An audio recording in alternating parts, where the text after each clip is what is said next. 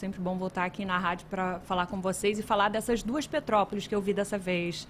A gente falou de dias que a gente foi para cobrir Petrópolis em festa, o turismo, e dias que a gente foi para cobrir a tragédia. E eu saí de lá com a sensação de que eu vi numa única visita, essas duas Petrópolis. A gente foi no fim da semana passada, a cidade estava se preparando para mais um fim de semana de Bauernfest, vai ter até o fim do mês. Muitos turistas, Rua Tereza com muito comércio, se movimentando. Que bom, é isso que a gente quer ver. Mas eu avancei um pouquinho mais. A gente foi para as áreas mais atingidas por aquelas tragédias que deixaram 241 mortos ali há cerca de 6 meses. Morro da Oficina, 93 mortos. Também Vila Felipe, onde teve mais de 20 mortos. E nesses lugares, a sensação que eu tive é que a tragédia, a chuva, aconteceu há 2 dias.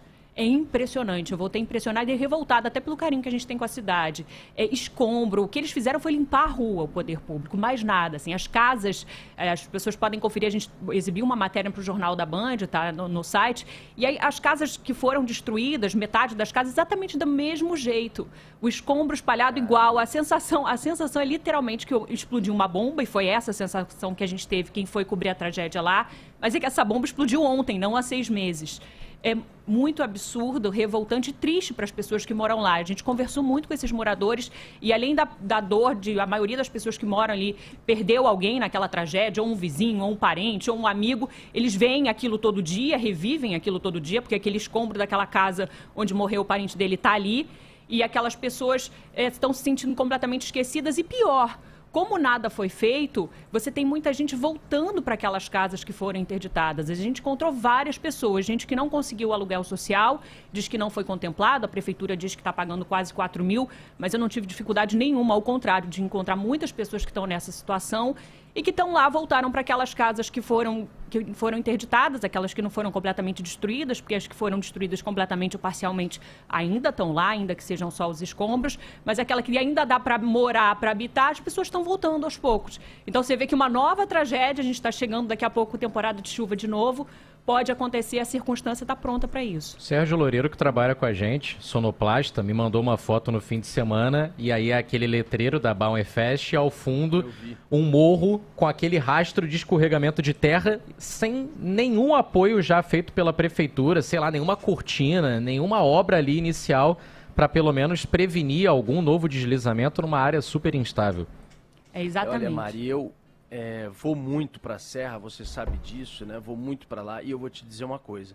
Se você pegar aquela estrada, que para mim é onde o crescimento mais aconteceu nos últimos tempos, entre Itaipava, Nogueira, Correias até Petrópolis, é impressionante as margens daquele rio, que eu acho que é o Piabanha, você olhar o crescimento desordenado ali. Entrando em Petrópolis, esse cenário só se agrava. Então, eu não tenho dúvida em dizer que, assim como aquele morro que desceu há 6 meses, a gente tem outros dezenas e dezenas e dezenas de morros em toda aquela região que é montanhosa, que tem as mesmas características, que tem um solo muito instável, que está na beira dos rios que não são dragados, que tem crescimento desordenado sem, muitas vezes, qualquer tipo de respaldo, né, de geólogos, obviamente, para a construção. Então, são milhares e milhares e milhares de famílias que estão sob o mesmo risco do que aquelas que tiveram suas casas levadas há 6 meses numa tragédia de mais de 200 mortos. Lembrem-se que, apesar daquela tragédia lá de trás, que eu estive lá, cobrindo dias e dias, junto com a Mariana, com toda a equipe da Band News FM, aquela que tivemos quase 1.000 mortos oficiais, né? Corpos encontrados, mas fala-se em mais do que isso, em toda a região serrana, nem naquela Petrópolis, só pegando o exemplo da cidade de Petrópolis, tinha tido tantas mortes. Essa tragédia de 6 meses agora, ela teve mais mortos, ou seja, um impacto mais negativo, até mesmo de destruição, porque o centro de Petrópolis não foi tão destruído naquela tragédia de anos atrás, do que essa de agora. Essa de agora foi pior, porque o crescimento piorou, porque a chuva lá foi mais concentrada. Então a gente vai de novo se encaminhar daqui a pouco. Estamos entrando em setembro. Aí vai vir outubro, novembro, dezembro. Começa de novo a temporada de chuva forte, de chuva de verão. E a temporada que a gente tem que se preocupar até maio, mais ou menos, abril, maio. E aí a gente vai ver de novo tudo acontecendo. A Mari foi para lá 6 meses depois, só limparam a cidade e olhe lá, mal e porcamente.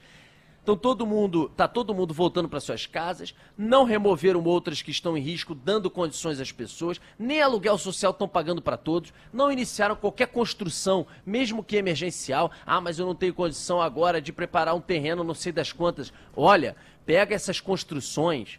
Minha gente, a China fez em dias, no meio lá da pandemia, vocês vão lembrar disso porque eles botaram câmeras, né, Mari? Não sei se você lembra, eles fizeram um hospital de campanha gigantesco com um container. Eu acho que em menos de um mês eles tinham preparado o maior hospital de campanha de Covid. Hoje tem modelo construtivo no Brasil que você bota... Ah, Rodolfo, mas como é que eu faço isso em 6 meses, 8 meses e resolvo todo o problema? Tudo bem, todo não, mas começa a remover onde a situação é mais grave, onde as casas inclusive já foram interditadas. Constrói rapidamente lá, colocando para você fazer licitação emergencial que interessa aos governantes, vocês fazem. Para construir casa e remover pessoas de áreas de risco para uma próxima chuva, vocês não fazem? E o restante, Mari, da cidade, inclusive o túnel extravasor que tinha começado a reconstrução ainda de forma muito embrionária. O que você viu por lá? Começou, mas também ainda muito lentamente. A gente esteve por lá, a gente viu que há pessoas trabalhando. Em agosto, início de agosto, fim de julho, foi feita uma licitação por início das obras de cerca de 75 milhões de reais, mas na prática eu conversei com os moradores que estão lá, o Elito que acompanha de perto, enfim, todo mundo da associação de moradores, eles estão muito preocupados porque na prática ainda não começou a obra no túnel em si, eles estão fazendo um trabalho de sondagem ainda, a previsão é de que a obra toda dure 6 meses, mas você tem um calendário ali jogando contra, né, por conta das fortes chuvas que podem chegar, e aí você vai ter que paralisar a obra no momento que chegarem essas fortes chuvas, e a situação lá continua muito grave. A rua, para quem não conhece, né, a rua do túnel está desmoronando, literalmente. O túnel extravasor foi construído embaixo da rua, na verdade a rua foi construída sobre o túnel, né, em cima do túnel, e com um volume de água muito grande e falta de manutenção durante décadas, agora depois dessa última chuva começou a desmoronar, então você tem pedaços da rua caindo.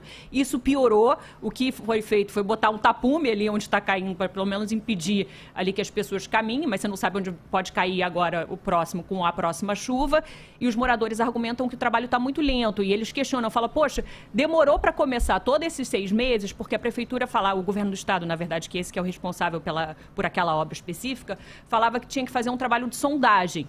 E aí começou a obra e agora ainda não começou porque tem que fazer um trabalho de sondagem. Então há um questionamento, a preocupação, porque a obra, embora tenha começado, está muito lentamente. Só também mais uma informação sobre a questão, você falou das obras sem licitação, Rodolfo, foi prorrogado, a Prefeitura de Petrópolis fez um novo decreto prorrogando por mais um mês o estado de calamidade pública, que permite, entre outras coisas, fazer obras sem licitação, lembrando que em junho, e a Prefeitura alega que ainda não começou as obras nesses locais mais atingidos, porque só em junho recebeu do governo federal 100 milhões de reais para ser aplicado nessas obras de infraestrutura. E diz que vai começar agora, mas vai começar ainda podendo fazer alguma coisa sem licitação por conta dessa prorrogação.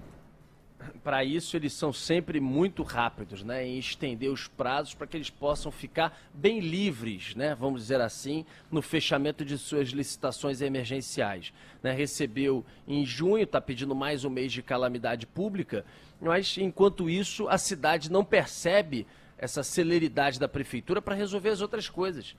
Né? Pensando dessa maneira, em que você não tem que abrir concorrência, etc., eles estendem a calamidade e ganham mais um mês para poder ir atrás das licitações com pouco controle, vamos dizer assim. Agora, para resolver, para fazer as intervenções, né, para retirar as pessoas e colocar em um local adequado. Olha a imagem que a gente está colocando na live, mostrando Petrópolis dias depois da tragédia, né? Olha só, impressionante, as ruas destruídas, viraram rios, aquele morro veio completamente abaixo, as pessoas voltaram a morar do lado desse rasgo de terra no morro que ficou completamente destruído.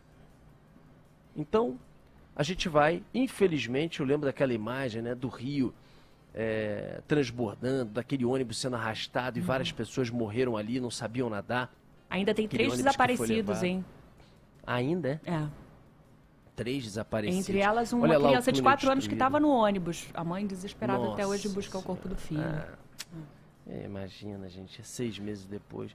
Olha a destruição por baixo, né, do túnel extravasou. Carros, olha o carro dentro da galeria.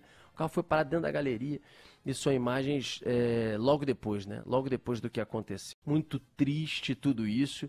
E você olhar que na época, né, as autoridades apareceram, compareceram, falaram que iam fazer. 6 meses depois, pouquíssima coisa se viu. E a gente vai se encaminhar para mais uma temporada de chuvas completamente vulneráveis para outras como essa. A mesma realidade. A gente não aprende. A gente não aprende. É a mesma realidade de sempre, de sempre, de sempre, de sempre.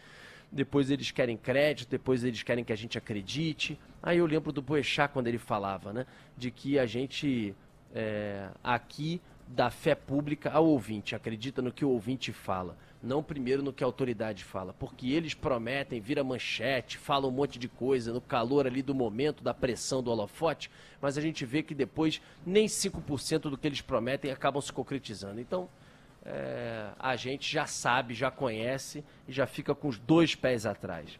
Infelizmente, adoraríamos que fosse diferente, né? Tá aí a Mariana Procopio, mais uma vez, trazendo informações preciosas aqui na Band News FM, infelizmente tristes e que dão pra gente uma perspectiva muito ruim sobre o futuro e os próximos meses na cidade petropolitana, né? Obrigado, Mari, um beijo pra você. Beijo, Rodolfo. Tchau, Valeu, gente. Mari, Valeu. obrigada.